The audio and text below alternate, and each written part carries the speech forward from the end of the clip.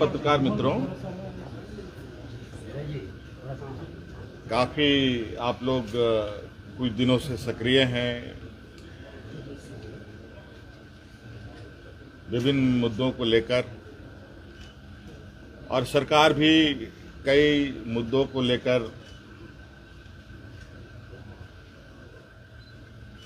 चिंतित है और समस्याओं का समाधान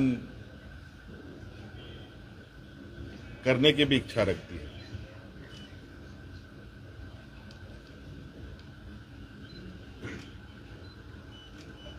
सबसे पहले तो आपको हम ये बताएंगे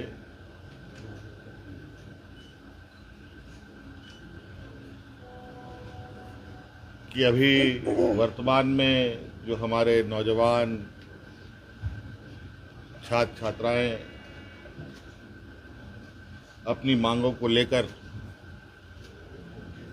आंदोलनरत हैं और जो उनकी कुछ मांगे रही हैं, समय समय पर आपको ये बात पता चला होगा कि कुछ वार्ताएं भी हुई। वार्ता में क्या बातें मानी गई, क्या बातें नहीं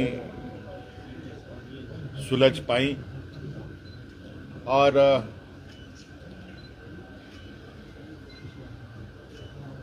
वो सभी चीज़ें हमारे समक्ष आ रही थी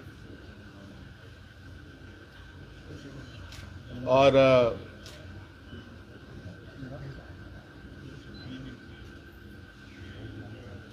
चूंकि आपको पता है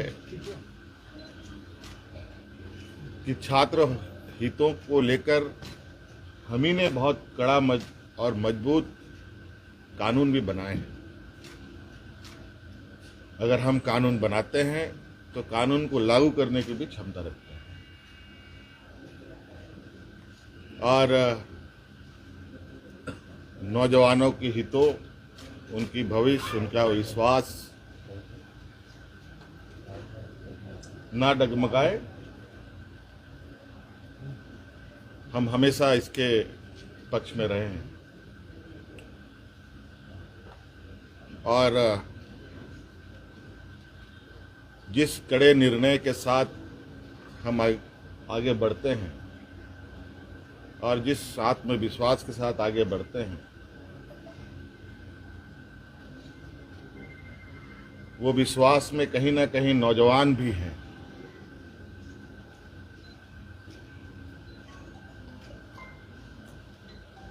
और आपको पता है कि झारखंड में जेपीएससी, जेएसएससी के द्वारा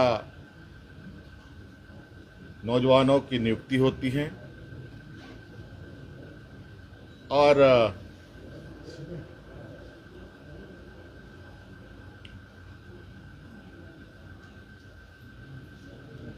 कई सारी नियुक्तियां राज्य अलग होने के बाद रुकी रही, फिर कुछ बढ़ी, फिर रुकी, कई सवालें भी आई, कई जांच एजेंसियां भी इसमें शामिल हुई, और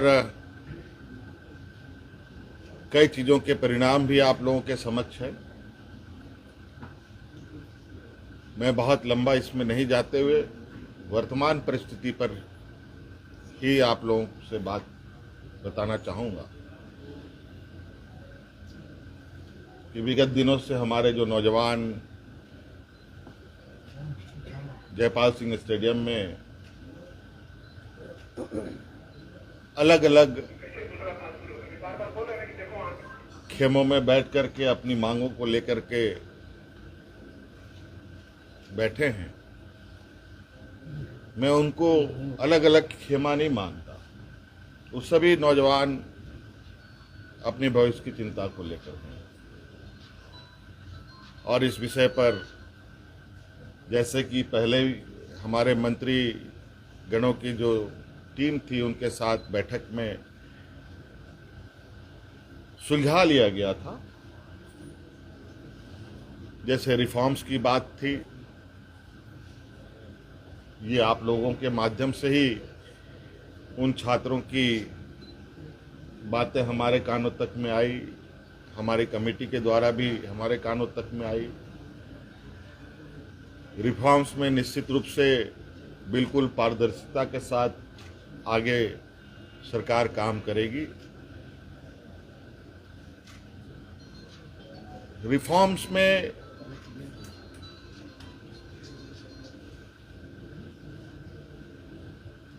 जहां तक मेरा मानना है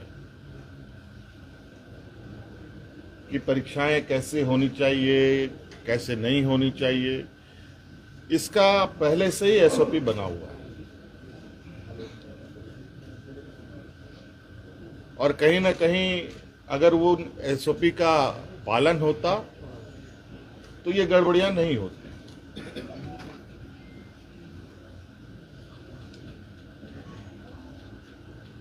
क्योंकि एसओपी में ही इतने कड़े प्रावधान हैं और इतने बेहतर तरीके से परीक्षा लेने का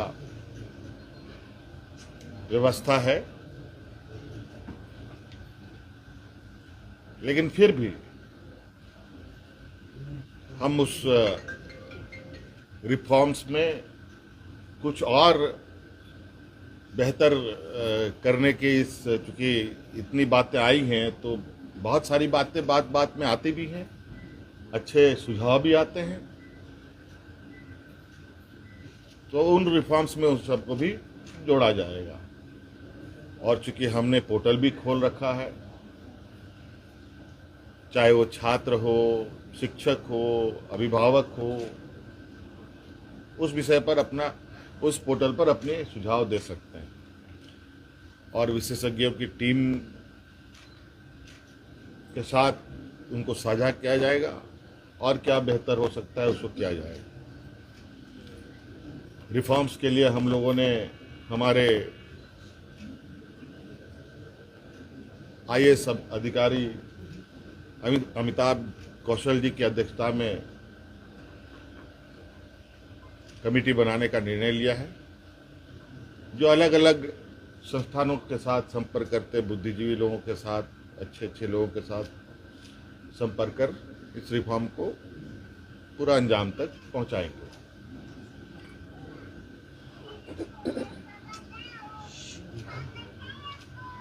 दूसरी बात, जेपीएससी का जो 14वें जेपीएससी की बात है, मुझे लगता है कि हमारे माननीय मंत्रीगणों के टीम के साथ बैठने के दौरान ही वो चीज़ें सुलझ गई थी। बैकलॉग की भी बात सुलझ गई थी और कई जगह पर लोग नियुक्त भी हुए हैं। उसको लेकर छात्र के तरफ से भी और मंत्रीगणों की तरफ से भी कोई कंक्लूजन पर नहीं पहुंच पाए। आज इस विषय को पटाक्षेप करने के लिए हम लोगों ने कैबिनेट की विशेष बैठक की। इस बैठक में उन सभी चीज़ों का समाधान निकालते हुए हम लोगों ने निर्णय लिया है कि टीडीपीएल द्वारा किए गए परीक्षाएं,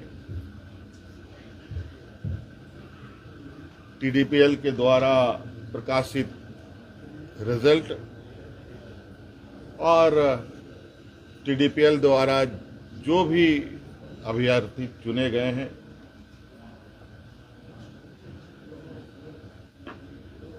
या शामिल हुए या टीडीपीएल के जितने भी गतिविधियां यहाँ हुई हैं, उन सभी को कैंसिल किया जाता है, रद्द किया जाता है।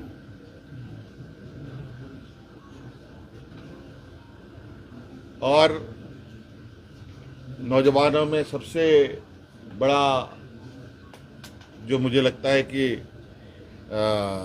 मुख्य मांग उनका सबसे प्रमुख मुख्य मांग रहा है जेपीएससी सीजीएल के संदर्भ में, क्योंकि हमने उसमें भी एक हमारे मंत्रीगणों ने आश्वस्त किया था इस विषय की जांच चल रही है। इसके लिए हम लोग रिटायर्ड जज की अध्यक्षता में संपूर्ण जांच कराएंगे, क्योंकि कभी कभी ऐसा लगता है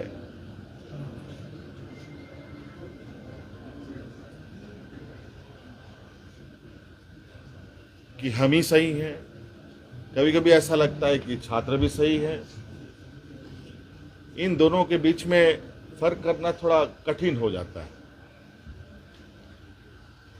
और इस विषय को लेकर हमने जो एसआईटी की टीम जांच कर रही है और सीआईडी की जो टीम जांच कर रही है, इन दोनों के जांच के दौरान बहुत सारे ऐसे तथ्य आ रहे हैं जो चौंकाने वाले हैं। क्योंकि जांच का विषय है, बहुत खोल के बातें कहना संभव नहीं है, और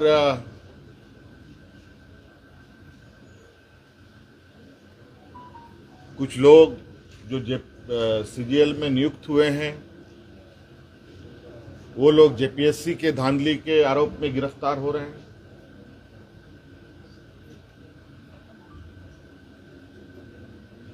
और कई कंपनियां जो यहाँ कार्यरत हैं,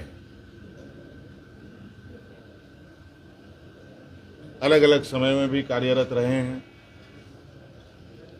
इन सब का एक बहुत बड़ा नेटवर्क का घालमेल प्रतीत होता है। जांच के दायरे में तो हम पूरे 2014 से लेकर अब तक की हुई इसके परीक्षाओं की जांच में है। हमने विभाग को कहा है, सीआईडी को कहा है, अब जब इसका ऑपरेशन हुआ ही है तो पूरे तरीके से इसका ऑपरेशन होनी चाहिए। और जो हमें जानकारी सीजीएल को लेकर हम लोग के समक्ष बताया गया, और उस तथ्यों को समझ बुझने के बाद आज कैबिनेट ने जेएसएससी सीजीएल को भी रद्द करने का निर्णय लिया, और पूरा 2014 से अब जितनी भी छोटी बड़ी गलतियां हुई हैं, जिससे भी हुई है, सभी की जांच होगी, और साथ में बहुत जल्द केंद्र सरकार के द्वारा जो एमएमडीआर एक्ट में जो बदलाव किया गया है, उस संदर्भ में भी हम लोग चर्चा के लिए एकत्रित होंगे। हो सकता है इस विषय पर एमएमडीआर एक्ट संशोधन पर हमें विशेष सत्र भी बुलाना पड़े, तो हम लोग बुलाएंगे। धन्यवाद।